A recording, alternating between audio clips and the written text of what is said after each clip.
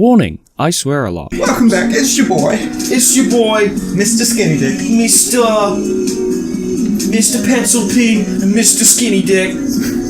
We're back to Dream Daddy. We are two sexy, sweaty boys who just got finished with Smash and was like, you know what?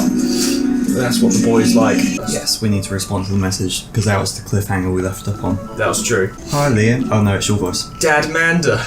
Hi, Liam. Oh, actually, hang on. She's doing it though. Hi, Liam. It's me, your dear old friend from way back in the day, Dad Manda. I'm delighted to see you've signed up for Dad Book.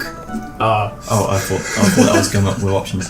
Thank you for interrupting me. They've recently added this exciting new messenger service, so you may find yourself receiving messages from other dads like myself. Take care not to miss them. Amanda, is that you? What are you doing on Dad Book? Why, Liam, I never. We've known each other since business school. How could you possibly confuse me for you're amazing and talented and easy to buy things for, daughter? Though I am, of course, flattered. You should buy Amanda more things. Amanda, you know, I didn't go to business school. I barely even managed to get my degree. Wait. No. Wow. I didn't say that. You never heard that. This is gold. I was a great student, I swear. I graduated at the top of my class because I worked hard and ate all of my vegetables. Totally holding on to this for later. Wait, do you even remember what I majored in? I decline to comment. Cool. Cool. Conversation ended. I'm glad we did this. Alright, so, do any of these daddies take your fancy? I am leaning towards Robert to find out what dark, mysterious, and vaguely sinister. Alright, let's go dark and mysterious. His voice is also the easiest for me to do. So that's cool. Robert Small. When the internet gains sentience and decides to destroy us all, you know it will use this information against us, right? Should I voice this? I feel like you should voice this. I guess I should voice this. I'll put down my Coke. You can do the questions, I'll do the answers. On a Friday night, you are most likely to Make a deal in an alleyway. Have it go badly. Who's the cop? Was it Giacomo? I trusted Giacomo. If you had one thing to take with you onto a desert island, what would it be? Gun. What are your turn-ons? Don't talk to me. What did you want to be when you grew up? Grifter. What's your favourite movie genre? Italian neo-realism. What's your ideal date? Grave robbing. What do you never leave home without? At least 4 knives. I spend a lot of time thinking about... You ever really look into a rabid animal's eyes? Alright, that's enough intrigue to choose this one, I think. I want to know more. Eat a balanced meal every day that includes vegetables and be generous, kind to everyone. That works. Yeah, that's a balanced diet. Smile as often as you can. It will make others around you feel more comfortable. Going on a date with Robert. I don't think this is applicable. Robert was pretty nice. A little odd, but nice and ruggedly handsome. Oh, fuck. We should hang out. I type out a message to him on Dad Book. Is he a dad? Maybe. We haven't heard anything about... I can't remember. Hey Robert, good seeing you again at the cookout. Want to grab a drink? He vaguely references having a child. Okay. I sit there for a couple of seconds, hoping he'll message me back. Oh, fuck. Hey, says he read my message. Oh, fuck! I anxiously wait for a response. Oh, fuck! I'd watch cat videos on the internet. Hell yeah. I start down a rabbit hole of cat videos, and Robert quickly vanishes from my mind. Excuse me. I didn't realise how long I've been doing this, but by the time I watch maybe my 30th cat video, Robert pops back into my head. That's a fair amount. I jump over to Dad Book to see if he's responded yet. Rough. Nothing. That's rough. Well, I guess the guy's busy. I might as well make the best of my day. The mess of my bay. Messed of my bay. I get up, walk to the living room, and then sit down and turn on the TV. More cat videos. History Channel. Yeah, boy. Ooh, Naked and Afraid, catching the deadliest ancient aliens is on. I'm so cold. I'm so scared. At this rate, I don't think we're ever going to catch these aliens by day 50. You gotta have faith. I'm having trouble following this. Ancient astronaut theorists predict that being naked makes you 10 times more likely to find ancient aliens. Some suggest that aliens are fascinated with the human physique. Most notably, the butt. I can relate. They're gonna touch the butt. Gonna touch a butt. Okay, I'm back in. I lose several hours to whatever the hell that was. Sighing, I get up and walk around the house. My stomach grumbles. Got the grumblies. Time for lunch, huh? Well, I guess it's time for old Chef Lemon to cook a gourmet delicacy. Oh boy, what you got? I walk over to the refrigerator and open the door. Egg sandwich, microwave some eggs, mustard jar. You want to just eat some mustard? I don't like mustard. Neither do I. But you want to eat some mustard? No, I am going to make a sandwich. That's wise. I'm making a sandwich in its entirety while standing there. Who needs plates? Yeah, man. The sandwich. A lost art. Brought back. I admire my work for a second before I clumsily drop the entire thing on the floor. Damn it! Goddamn son of a No! Mr. Sandwich! Don't cry for me! Already dead. I look around and remember that Amanda's not home. This is still good. 5-second rule. Yeah, man. 5-second Yeah! rule. Right? I love that that's international. I reassemble my sandwich, peeling pickles off the floor and putting them back where they belong. In my mouth. My mouth. Wait, I'm a wreck. What am I doing with my life? I finish my snack and walk around the house some more. Bored. When's Amanda coming home? Oh, I just remembered something. Da-da-da-da. When we were packing up the whole house, we found an old basketball hoop that would hang off the door. It would really bring the living room together. I wonder where I put that. Above the door. I spend a couple of minutes poking around the new place until I find it. After installing it above one of the doors in the living room, I'm ready to dunk. Come on and slam. Oh fuck, I didn't even know! Come on and slam! Welcome to the jam. I take a leap from the free throw line and rocket that sucker down the net. The crowd goes wild. Woo! And welcome to the jam. Yeah! The Space Jam. Oh fuck. I pull up from the 3-point line, breaking ankles and sinking a fadeaway. I don't know what any of that means. I forgot the rest of the words to this song. I didn't know any more than welcome to the jam. No look behind the back, hook shot. Everyone's on their feet. Oh fuck. Something Space Jam. Dad? I turn around to see Amanda standing in the doorway. Her eyes are a little puffy, almost as if she'd been crying. Hey Amanda Panda, you alright? What are you doing? I found the hoop and I'm taking it to the hole. Take it to the hoop. Pass me the rock. Granny tossed the apple, put up a brick. Laser the ball. I don't know what these mean. Laser the ball. I beat the leading blocks, set the record for rebounds in my rookie year. Think you can handle this? What's a rebound? Oh, when someone misses a shot and the other players try to retrieve it, that's a, Just kidding! Dumbass. Amanda zigzags past me and tips the layup into the hoop. Oh, woo! Au revoir, bitches. Amanda, language. Sun Tzu didn't care about language. I would argue that Sun Tzu cared very much about language, so once you raise something as timeless as the art of war, then you're allowed to swear. Amanda sticks out a tongue and dunks for another 2 points. I think she's in the lead. Seriously though, are you okay? You look like you've been crying. Oh, dude, I'm cool. I just saw like this really cute dog on the way home and it let me pet its belly. I couldn't contain my emotions. Understandable. Oh. Tell me more about this dog. Gladly. She was a little French bulldog named Jacqueline, and her tongue was permanently stuck out of her mouth. She had a little sweater on. Wow, I probably also would have cried if I got to pet her. She was so excited for tummy rubs. Oh no, I'm tearing up just thinking about it. You know you can talk to me about anything, right? Yeah, that's why I'm talking about my love for French bulldogs with you. Okay, just remember that it's okay to be sad. You can be sad. And also remember that I love you very much. Your boy. I only want what's best for you. Your boy. That's all. Your man. Alright, jeez, don't make me cry again. Okay, just making sure. Maybe you should be less concerned with my face and more concerned with full court press, motherfucker. Amanda and I played ball for a little longer, and we cooked dinner together. We managed to not almost burn down the house this time. Progress. Afterward, Amanda and I dig into a carton of ice cream over an episode of Chopped Toddler Tournament. I'm concerned. What I have in front of you is a molecularly deconstructed sweet potato with a brown sugar demi-glaze with creme fraiche, of course. This is literally a jar of baby food. The toddler immediately bursts into tears. Are we bad people for watching this? Yes. Just then, my computer dings. Bink. Huh? What's that? Oh, you probably just got a message from Dad Manda. Amanda and I walk over to the computer and check Dad book. It's a message from Robert. Fuck yeah. Oh shit. You up? Oh, sorry.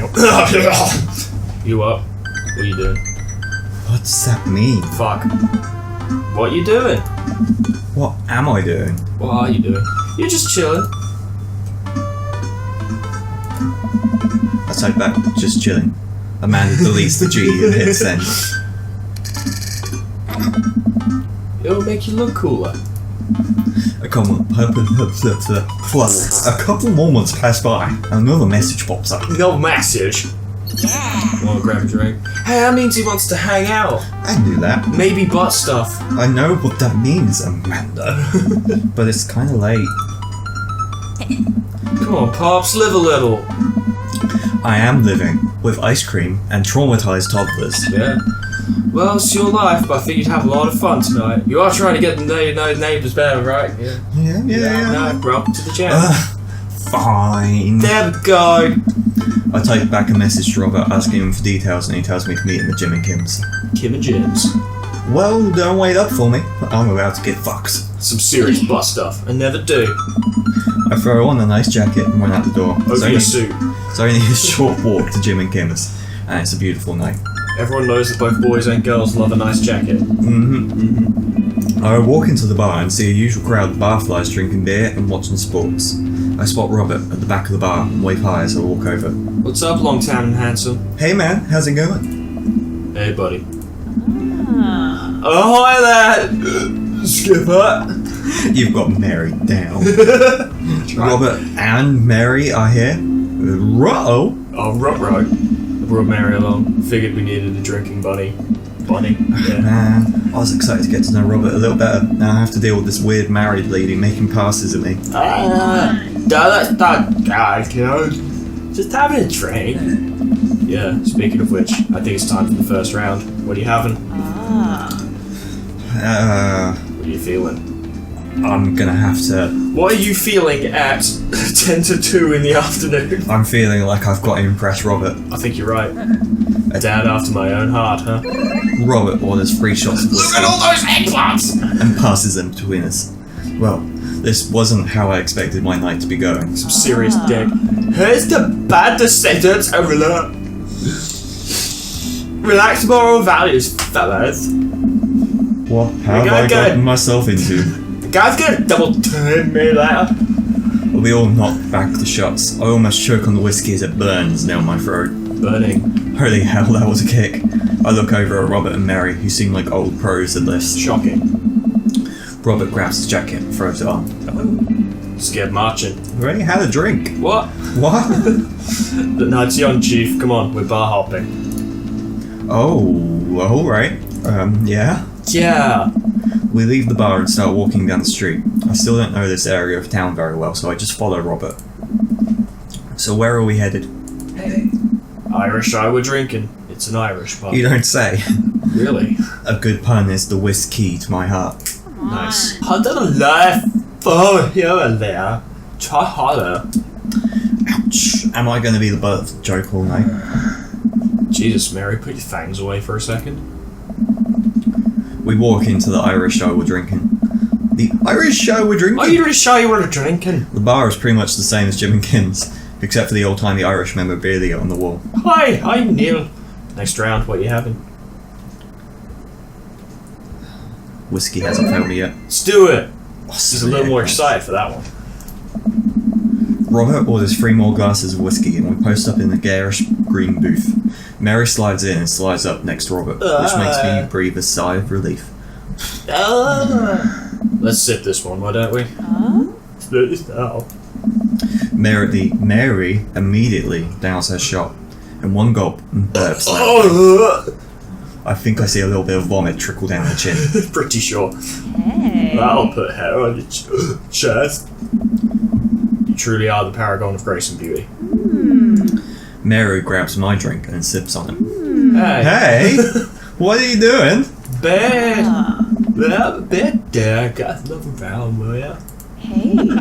I don't know how to process this evening at all. I get up and order another round of drinks from the bartender. As I head back, I see Mary and Robert having a lively conversation. Robert roars with laughter.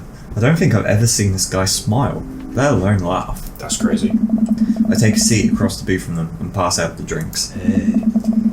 So Mary's kid snuck some pop brownies onto the table at the last bake sale, right? And I spot that little head grit bread gremlin in the act. So I go up to Edith with the baggie, and I'm about to tell her, but all of a sudden she freaks out at me.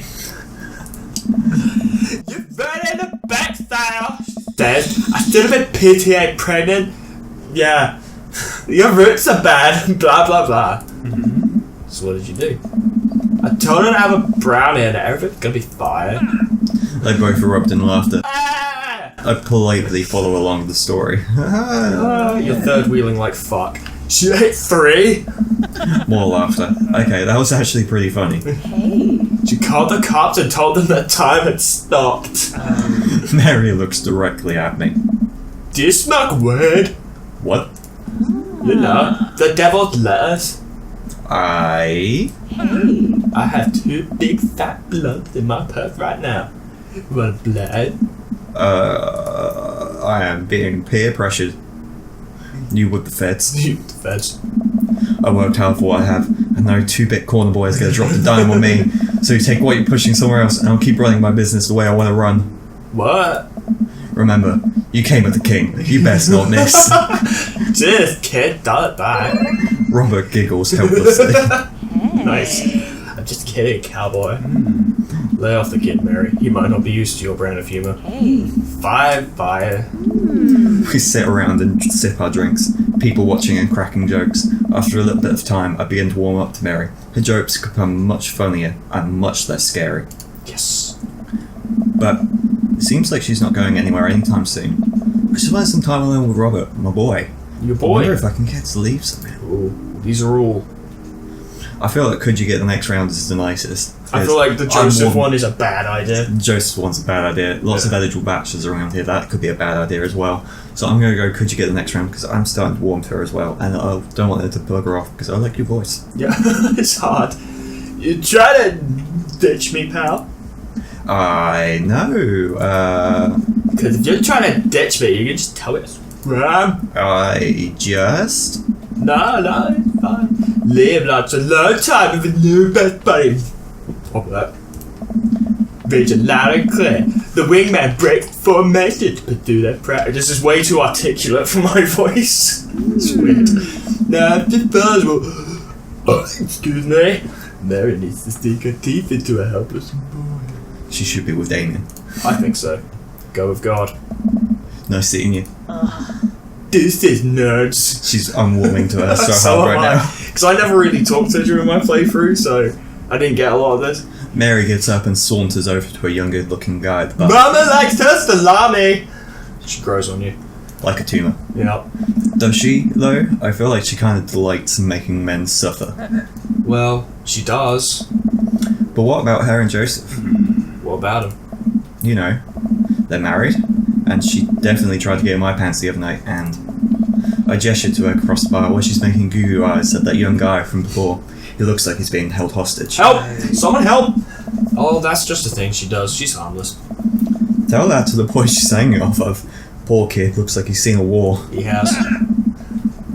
Robert lets out a hearty laugh. Hey, I got him to laugh. You got him to laugh earlier. Oh man, you know, I pegged you for one of those straight-laced types. Oh, don't worry. I got pretty wild back in my day. Yeah. Still got a little wild in you? Child. Must care for child! There's so much wild in me. How do you feel?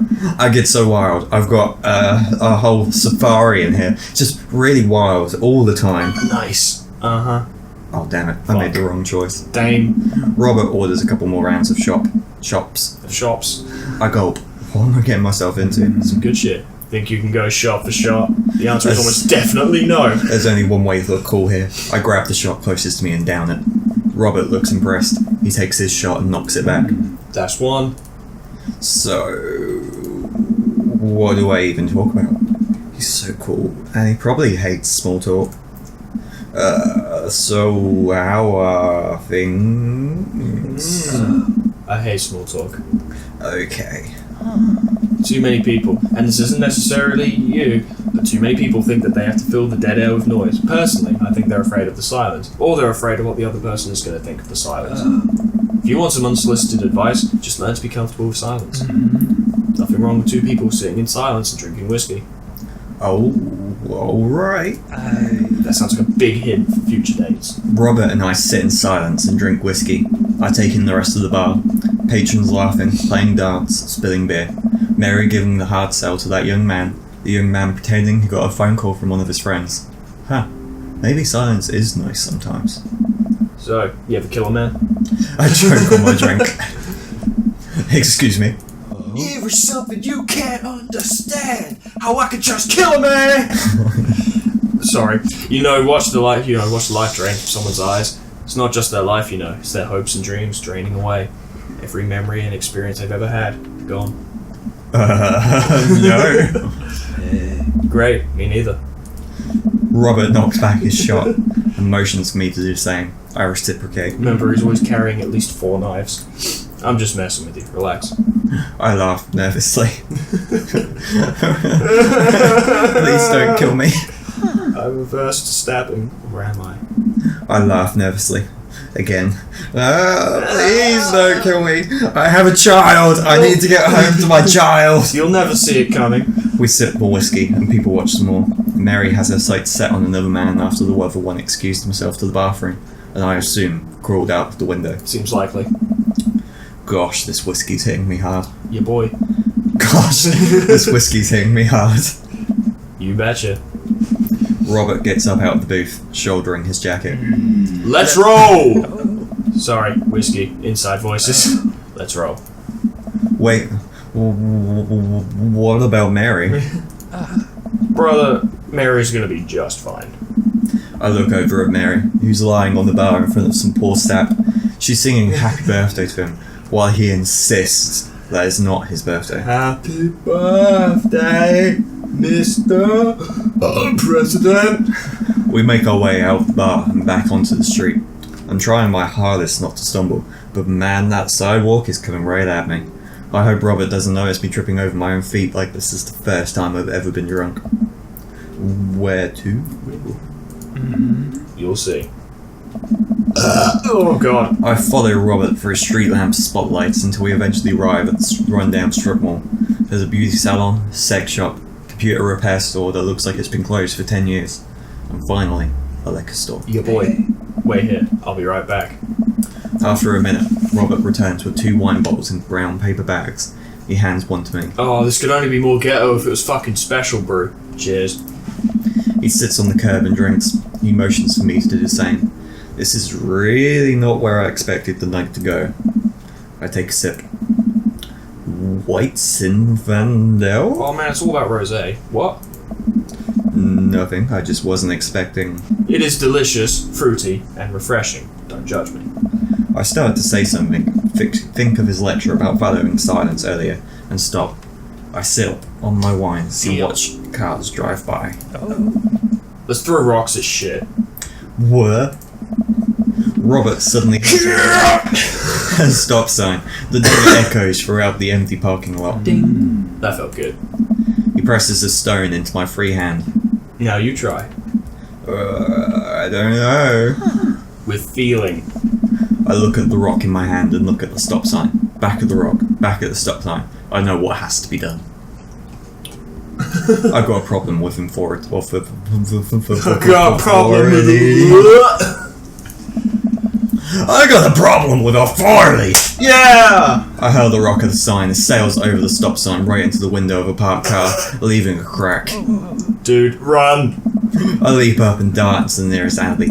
Wine in hand, I can hear Robert's footsteps behind me. Shit! After I'm sure I'm far enough away from the cracked window that I'm no longer culpable for this heinous crime, I stop to catch my breath. You got a problem with authority. Maybe we strike Rob Foreman from the to-do list. Agreed. Suddenly, my stomach growls. Oh man, I am starving. Let's get pizza. I can't argue with that. No That's one ever a great does. shout. Where's good around here? Actually, I don't even care if it's good. It just needs to be edible and in my mouth in the next 5 minutes. I know just the place. I follow Robert through a maze of alleys and side streets until we eventually end up in front of a tiny hole-in-the-wall pizza joint. The bright red neon sign reads Pizza Pizza Pizza. See, I thought it said Eastern Promise. Or Chili Hut. They do damn good, barely edible pizza. Ta-da! I can see a few exhausted looking workers behind the counter, tossing dough and pulling piping hot pizzas right out of stone ovens. My stomach rumbles again. I want to take a quick moment just to say that if you're one of those people who works at fast food places on like fucking busy nights, like Friday and Saturday nights, you, sir or madam, or anything along that technicolor spectrum, Bless you. are doing God's work. Bless you. Bless you. You're the best. We go up to the counter and get ready to order. Can I get 2 slices of Hawaiian pizza? Oh wait, Liam, you're cool with pineapple on your pizza, right? No, but I've got to impress Robert. You gotta impress him. We wait a minute for our pizza to come out of the oven. I'm practically drooling at the smell. The cashier hands us a giant slice on a paper plate so saturated with grease that I'm worried it will fall apart. We take our pizzas outside and wander through the alleyways as we eat. I take a bite. It's absolutely delicious. It's not. Pineapple is truly the best pizza topping, See? I say through gritted teeth. Now I've got that voice clip with nothing in the background. I have so much power. I can use that in my life. You said it. I did say it, and I regret it. Matt, I feel way better now. You and me both. We hear noise coming up the slightly ajar door in the alleyway. Robert looks at me excitedly. You want a burger or some shit? Got any more of that wild in you? I love my daughter, and I should go home to make sure that she's alright. I'm so tired, but you betcha. You betcha. Good on ya. Check out all these eggplants. You're getting one So soon. many. Robert and I slide the door open and peek inside. It's completely dark, apart from some flickering light. We slowly creep forward, Flawed. cautious not to be heard or seen. Fuck. We are ninjas, shinobis in the night. Some Naruto shit. Shh. Don't shh me so loud. We come to the end of the hallway and find ourselves standing in front of the movie screen. Oh, this suddenly makes sense. Did we really just sneak into a movie theatre like a couple of teenagers? No talking during the movie. We look into the audience and are surprised to find that it's almost completely empty, save for a row of a few teenagers in front. Like they look annoyed when they notice us. The ghoul. Robert starts making his way to the very back of the theatre, and I follow him. We settle in with our wines and try to make sense of this movie. It's a romantic comedy, I think. Oh boy. A young man is frantically trying to get through New York to find a woman that he's finally realised he's in love with. This could be any film. Starring Tom Hanks. Probably. Or Will Smith. Kiss already! There's nobody to kiss yet. You want him to kiss the taxi driver? Hell yeah. The kids down the way notice us heckling. One of them speaks up. Hey man! Oh fuck! Oh wait, this is I me. don't remember this for shit. Hey man! Keep it down! Nice. Damn, that's Ernest Hemingway, Hugo's kid. Ernest! Hey Ernest, I know you, it's me! It's your neighbour! Hi! Ernest turns back around, embarrassed. Oh boy. I turn back to Robert. You kiss anyone yet? It turns out that yes, he did kiss someone. He's made his way out to a tiny island near New York to profess his love for a woman who for some reason he knew would be there. She tells him that they hit the jackpot. He said that they had, but I think there was some subtext I'm missing here. Probably. Boo! Love is dead! Shut up, it's beautiful! Oh my god. No, you shut up! Sit down, kid! Ernest grumbles. The credits start to roll. I stand up. Robert immediately pulls me back down. Hundreds of people worked very hard to make this film happen, and you're going to sit here and appreciate them. Okay, please don't hurt me. I carry 4 knives. Look at that, Elizabeth Shelton. She worked really hard. I bet she did lots of good wardrobe design. Thank you, Elizabeth Shelton, for this beautiful film-going experience. And Peter Anders catering fed a bunch of people so that they could have the energy to do their jobs. What a guy. We let the credits roll, while Robert individually thanks every member of the crew. How's that possible? Once it's finally over and he makes sure no animals were harmed in the making of this film, we leave the movie theatre. I work in media, and even I don't care this much. We stumble into the theatre parking lot, polishing off the rest of our wine. Your boy. Hey, assholes! Out of nowhere, a rock flies through the air and hits me on the knee. My knee! What the hell? Who I throws a can't rock? adventure anymore! Who throws a rock at a knee? Ernest and his friends stand in the alleyway, blocking our exit. Really? Oh, what do you guys want? Why'd you go and throw a rock at my knee? Bitch. This is my good knee. My orthopedist is gonna be pissed. Ernest tosses another rock up and down his hands. What's wrong with this kid? You ruined my theatre going experience. Now you have to pay. Pay. Oh, well, I don't have any cash on me right now. I'm like, movies are really expensive. Ernest hurls another rock at my other knee. I'm able to jump out of the way, but I didn't properly stretch before the physical activity. I'm probably going to feel super sore in the morning. You bastard. We ruined it for you. That movie was pretty crappy in the first place. Hey, you take that back. That was a beautiful love story with really genuine acting. Was it now? You call that good acting? What classicist mainstream slop have you been served your entire life? What? Have you ever even seen any Michael Powell? A Matter of Life and Death? 1946? Easily the toughest 5 minutes of love you'll ever witness. Listen, man. No, you'll listen. That popcorn-ass drivel the mass media is shoving down your throat will only make you dumber and sadder. You of all people should strive for a higher standard in the art you consume. Your name is Ernest Hemingway, for Christ's sakes. Oh no! Oh, now you've done it! Done it! Oh no, wait, that was Ernest's friend, not Ernest. Fuck. Yeah, that's what I jumped in. Immersion breaking. Fuck. Ruined the series. Ernest rushes Robert, screaming like a banshee.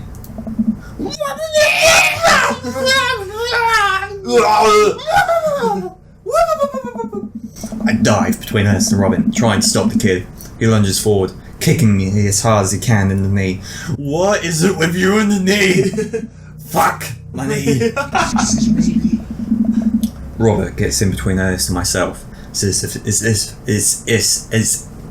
if You are drunk. he's seeing red. Gonna fuck you up, kid. Fuck, my fucking knee hurts. That's the first swears I've seen in this game. Alright, buddy. Talk like punk, get hit like a punk. Robert squares up into a boxer stance. Queensbury rules. 3-minute rounds with 1 minute rest in between. No low blows, fish hooks, J grabs or high blows. What? Don't even think about pulling an illegal turnstile. That's an automatic deduction of 3 points. I Reckon. You'll have to designate a second if you're unable to fulfill your role as main duelist. One of your friends over there looks like he has enough youthful energy, to handle it. Hang my head! I don't want to get dragged into this. That movie sucked. That movie saw it. Too late. You two are bloodbound. If he dies, you die. Sorry, I don't make the rules. Talk to Queensbury. We just gonna go. Ernest and his friends warily back away. Robert calls after them. The Queensbury Association will hear about this and consume better content. Like this channel. Yeah, watch my show. Once the teens are safely out of earshot, Robert turns to me.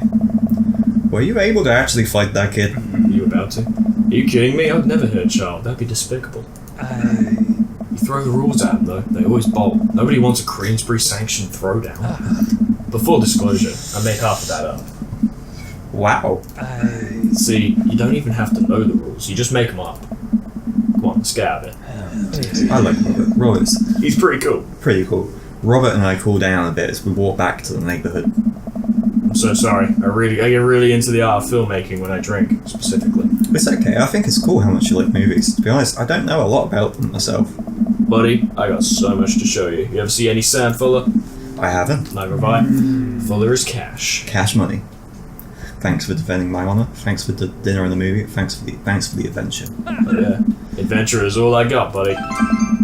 Yeah. Robert throws an arm around my shoulder and we drunkenly belt out tunes all the way back. When I was A young boy, my father took me into the city to see a crappy film. We finally get to his doorstep. That was an interesting night. Yeah, boy, I liked it. A smile forms on his cheeks, a rare sight. I linger there for a second. Swaying drunkenly in the night breeze, Robert claps me on the shoulder. Not bud. Robert heads back inside, and I stumble on my way back home. Yeah, man. You got drinking, buddy. Everyone needs to know how to use power tools. I do. Date complete. Oh, check out your stats. You're quite a baby boomer. You're not much of a handyman. You're not very paranoid. Whiskey. You got some whiskey. I've got an You've doubled in whiskey. A. I doubled in whiskey. Fuck yeah. That was a rank A. That's a good. good date. I got an achievement. Please don't pirate games. Don't worry, I did buy this. Knife Dad. Knife Dad, 1 free. While I'm doing my afternoon world jumbles, I hit a mail truck pull through the cul-de-sac. Wonder if we got any coupons today. Some sick ass coupons. The nice mail person slides a couple letters and a large yellow envelope through the slot. Takes a couple of tries for them to get it in. Hey, my coupons. Fuck yeah. I take a closer look at the large yellow envelope. I lightly knock on Amanda's door. She probably has headphones on. I always do. Amanda! She yells through the door. What? I have something for you. Come busy right now. Come back later. Okay, just thought you'd want this big old envelope we got from HIA. Immediately, Amanda pushes the door open. Horn Institute for the Arts. I mean, if you're busy, I can come back. Father, please. I hand her the envelope, which she tears open with her teeth. That's probably bad for your teeth. She doesn't seem to hear me and spits out a piece of envelope. She pulls out a letter and unfolds it. And... the suspense is killing me. Oh fuck. This is her dream school. Oh fuck. Amanda's face is unreadable. I can't believe this. Honey, it's okay if you didn't. I got in. Oh yeah, boy! Yeah, boy. I got in. Amanda tosses the letter aside and gives me a big hug. Yeah. Congrats, sweetie. That's amazing. I'm so proud of you. She Yeah. pulls away and looks at the letter again. Oh my god, I really can't believe I got in. Well, of course you got in. You're a great student. You nailed that interview, and your photography is incredible. Yeah, boy. Wait, Dad. I know this one's really expensive, and it's so far away. I think for a moment.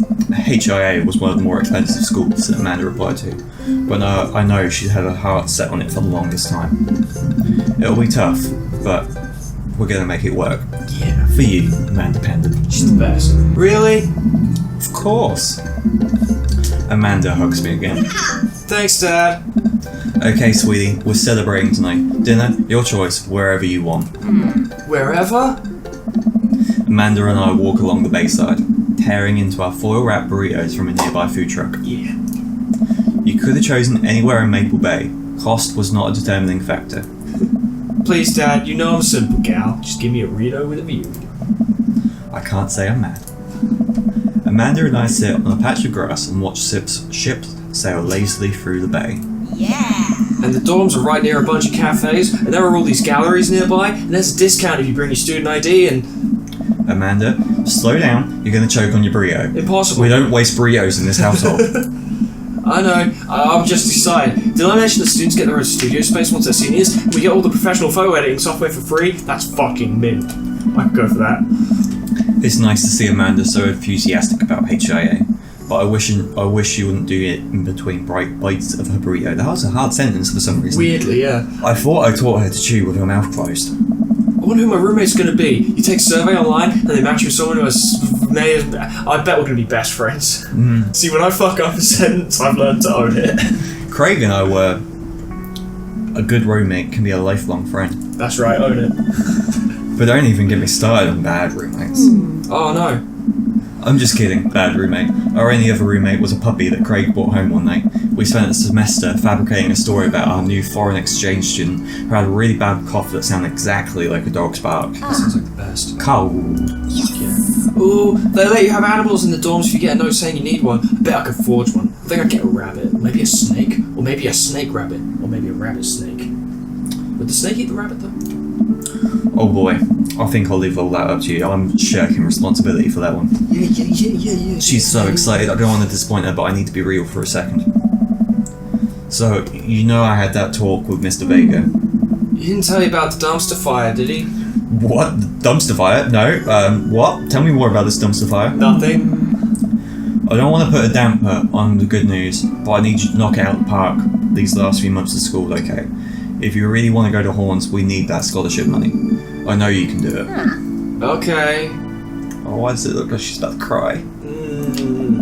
I promise I'll try harder. I pat her on the back. Think you can handle a 14-hour drive to come home for the holidays? There's going to be some treacherous ice roads to cross. Oh man. And don't even get me started on paranormal occurrences. Oh man. Well, it'll be worth it if I get to see you again. Oh, my eyes immediately well up with tears. Oh, Dad, don't cry.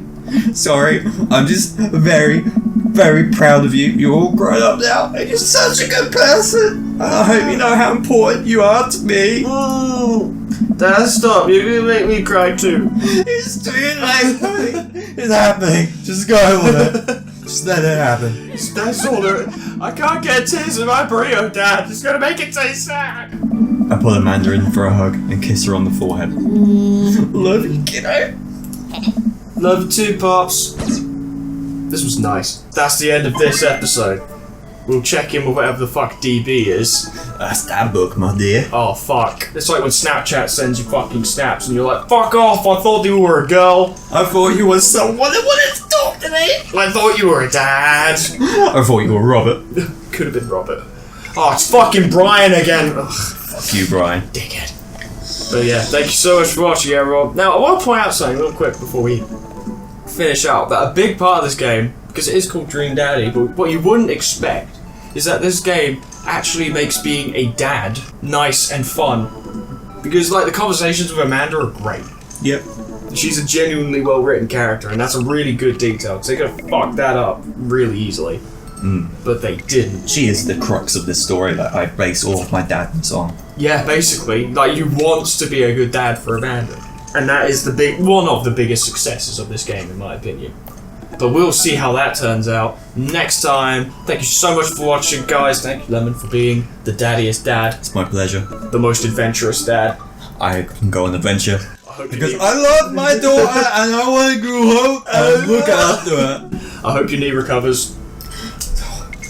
I'm never going to be able to go adventuring again. Your orthopedist is going to be pissed. Did you steal that sweet roll? Come back. Fuck. Thank you so much for watching, and we'll see you guys next time. Doodles. Doodles. Goodbye.